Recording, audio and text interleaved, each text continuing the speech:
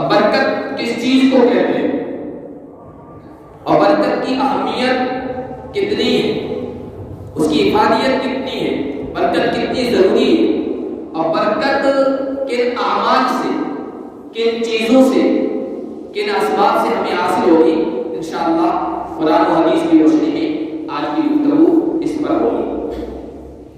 برکت عربی لفظ ہے اور برکہ سے بنا ہے، بارکہ، اصلاً اس کے معنی آتے ہیں اونٹ کا بیٹھنا۔ اونٹ جب آرام سے بیٹھتا ہے نا تو وہ اپنے سینہ جو ہے نیچے زمین پہ لگا دیتا ہے، پاؤں پھیلا دیتا ہے اور اپنی گردن جو ہے لمبی کر دیتا ہے، جس کا مطلب یہ ہے کہ وہ کافی دیر تک بیٹھے گا۔ اصل برکت کے معنی یہ۔ پھر برکت کے معنی کسی چیز کے ٹک جانے کے، کسی چیز کے ہمیشہ رہنے کے، کسی چیز کے جم جانے کے، کسی چیز کے باقی رہنے کے، یہ ہے برکت کے معنی۔ تو برکت کے معنی میں 3 چیزیں شامل ہیں۔ عربی ڈکشنری میں جب آپ برکت کا معنی دیکھیں گے، مطلب، تو آپ کے سامنے آئے گا البرکہ، برکت کے معنی کثرت الخیر، خیر زیادہ، اور خیر کا مطلب جو چیز آپ کو حاصل ہے اس میں نفع، فائدہ زیادہ، اس کے نفع میں بڑھوتری ہو، ترقی ہو، کثرت الخیر۔ دوسرا النمو، جو چیز ملی ہوئی ہے اس میں نشو و نما، بڑھوتری ہو، وہ آگے بڑھے، کمی اس میں نہ، اور دوام الثواب۔ تیسرا معنی ہے کہ جو چیز ملی ہوئی ہے وہ جم جائے، آپ کے پاس باقی رہے اور اس کی بہتری میں، اس کی ترقی میں اضافہ ہوتا چلا جائے۔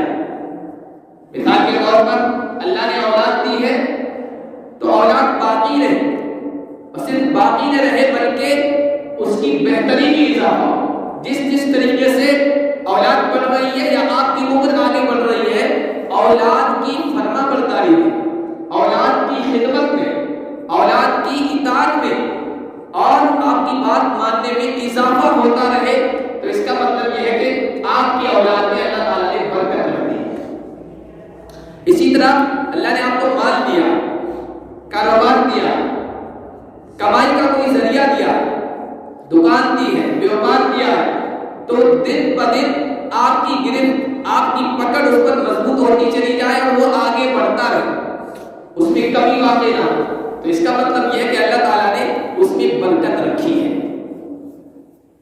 اور اس برکت کے حصول کے لیے انسان دوڑ کر رہا ہے، محنت کر رہا ہے، کوشش کر رہا ہے، اور ہمارے دین میں، ہماری شریعت کی نگاہ میں برکت کی زیادہ اہمیت ہے۔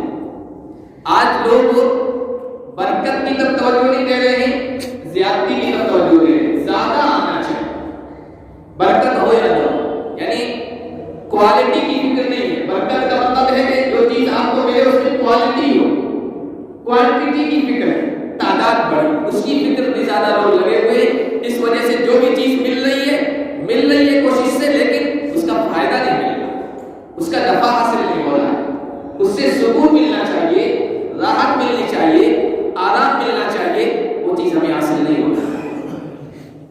برکت کی زیادہ اہمیت ہے۔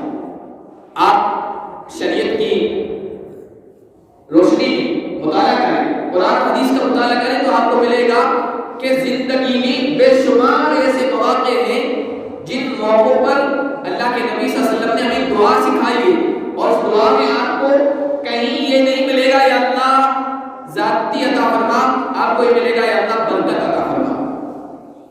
ان موقعوں پر برکت کی دعائیں کی جا رہی، برکت کی دعائیں سکھائی جا رہی۔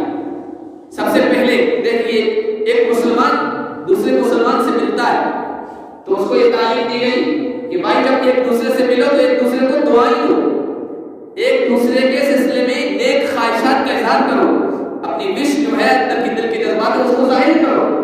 تو اس موقع کے الفاظ کیا ہیں؟ السلام علیکم ورحمۃ اللہ وبرکاتہ۔ اس میں برکتوں کی دعائیں کی جاتی ہیں۔ اسی طرح نماز میں جب تشہد میں بیٹھتے ہیں تو آپ درود شریف پڑھتے ہیں، خاص طور پر آخری قادر۔ تو یہ درود شریف کیا ہے؟ برکتوں کی ایک دعا ہے، عظیم دعا۔ اللہ کے رسول اور آل رسول خاندان رسول کے لیے دعا کرتے ہیں اللہم بارک اللہم صلی علی محمد اللہم بارک علی محمد وعلی آل محمد. یہ بارک یہ برکت کی دعا دی جا رہی اللہ کے نبی صلی اللہ علیہ وسلم کے لیے اور آپ کے آل کے لیے اور آپ کے خاندان کے لیے. اسی طرح جب آپ کو کھانا ملے، کھانا غذا ایک ایسی چیز ہے جس پر زندگی کا انحصار ہے، انسانوں کی زندگی اس پر ڈپینڈ کرتی ہے. کھانا کھا لو تو اللہ کے نبی نے دعا سکھائی، کیا پڑھو؟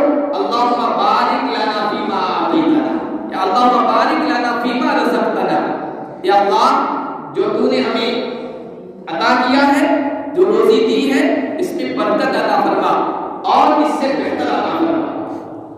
اسی طرح دودھ اللہ تبارک و تعالیٰ کی بہت بڑی نعمت ہے، اس میں غذائیت بھی ہے، پروٹین ہے جو کھانے کا بھی کام دیتا ہے، پینے کا بھی کام دیتا ہے، دونوں ضرورتیں پوری کرتا ہے. دودھ پینے کی جو دعا اللہ کے نبی صلی اللہ علیہ وسلم نے سکھائی اس میں یہ سکھایا اللہم بارک لنا فیہ وزدنا منہ. اے اللہ اس میں برکت عطا فرما اور اس میں اضافہ فرما. برکت کی دعا اس میں سکھائی جا رہی ہے. جب نکاح ہوتا ہے، شادی ہوتی ہے اور دو خاندان آپس میں ملتے ہیں، یہ میاں بیوی ایک لڑکا لڑکی کا ملاپ نہیں ہو رہا بلکہ دو خاندانوں کا آپس میں جوڑ پیدا ہو رہا ہے، تعلق پیدا ہو رہا ہے. اس موقع پر اللہ کے نبی صلی اللہ علیہ وسلم نے جو دعا دلہے کو دینے کے لیے سکھائی ہے وہ یہ سکھائی ہے کہ یوں کہو اس کو دعائیں دو، اللہ تمہارے دونوں کے درمیان برکت پیدا فرمائے اور خیر اور بھلائی کے ساتھ تمہیں اکٹھا رکھے، تمہاری زندگی کو بہتر بنائے. بارک اللہ لک و بارک علیک و جمع بینکما فی خیر. یہ دعا سکھائی، دو مرتبہ اس کی برکت کی دعا کی جا رہی ہے. اللہ کے نبی صلی اللہ علیہ وسلم نے مختلف مواقع پر جو دعائیں سکھائی ہے اس میں برکت کا ہی لفظ ہے.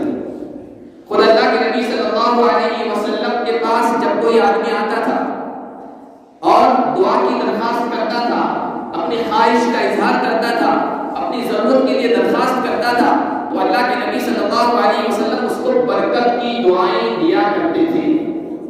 حضرت انس رضی اللہ تعالیٰ عنہ فرماتے ہیں کہ ان کی والدہ ام سلیم ان کو لے کر حضور کی خدمت میں آئے. چھوٹے بچے تھے، حضور کی خادم بھی تھے، خدمت گزار بھی تھے. اللہ کے نبی صلی اللہ علیہ وسلم سے کہنے لگی ان انس آل خادم ہوگا، یہ آپ کا خادم انس ہے، آپ اس کو دعا دے دیجیے. تو اللہ کے نبی صلی اللہ علیہ وسلم نے ہاتھ اٹھائے اور کہا اللہم بارک لہ فی اہلہ و مالہ و ولدہ. یا اللہ اس کے خاندان میں برکت عطا فرما، اس کی اولاد میں برکت عطا فرما، اس کے مال میں برکت عطا فرما. برکت کی دعا دی. اور حضرت انس رضی اللہ تعالیٰ عنہ خود کہتے ہیں کہ 120 تقریباً ان کی عمر ہو گئی تھی، ان کے سامنے ان کے لڑکے پوتے پوتیاں نواسے نواسیاں 120 ہو گئے. اور مال بھی برکت عطا فرمائی کہ ان کا باغ تھا، عام طور پر کھجور کا باغ، جتنے بھی باغات تھے اس زمانے میں سال میں ایک مرتبہ پھل دیتے تھے، ان میں کھجوریں پیدا ہوتی تھی. اور حضور کی دعا کی برکت سے حضرت انس کے باغ 2 مرتبہ پھل لاتے تھے.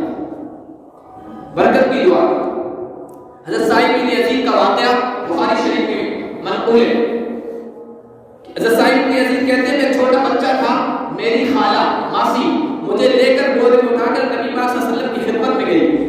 کہا کہ یہ میرا بھانجا ہے، آپ اس کو دعا دے دیں. اللہ کے نبی صلی اللہ علیہ وسلم نے سر پر، بچے کے سر پر ہاتھ پھیرا اور کہتے ہیں کہ تعالی بالبرکہ، برکت کی دعا دی. اور جب یہ بیان کرتے ہیں حضرت صاحب کہتے ہیں کہ میں 94 سال کا ہو گیا اور 94 سال میں ماشاءاللہ ہٹا کٹا بالکل تندرست نوجوانوں کی ایسی زندگی نہ ہو جیسے ہٹے کٹے، آنکھوں میں ذرا کی بصارت میں کوئی کمی نہیں آئی اور سماعت میں سننے کی طاقت میں کوئی کمی نہیں آئی. کہتے تھے جانتے ہو کہ میری آنکھوں میں کوئی کمی نہیں آئی ہے اور سننے میں کوئی میں پریشانی محسوس نہیں کر رہا ہوں، بدن میں کوئی ذوق اور کمزوری محسوس نہیں کر رہا ہوں، کیا وجہ ہے اس کی، کارن کیا ہے؟ کہا کرتے تھے میری خالہ بچپن میں حضور کے پاس لے گئی تھی، حضور نے میرے لیے برکت کی دعا دی، اس برکت کا یہ سب نتیجہ. حضرت عروہ بارقی کا واقعہ بخاری شریف میں موجود ہے. اللہ کے نبی صلی اللہ علیہ وسلم نے ان کو ایک دینار دیا، اشرفی سونے کا سکہ تھا، وہ دیا اور کہا جا کر اس سے ایک بکری خرید کر لاؤ حضور کے لیے. وہ بازار میں گئے، کاروبار کے بڑے ماہر تھے،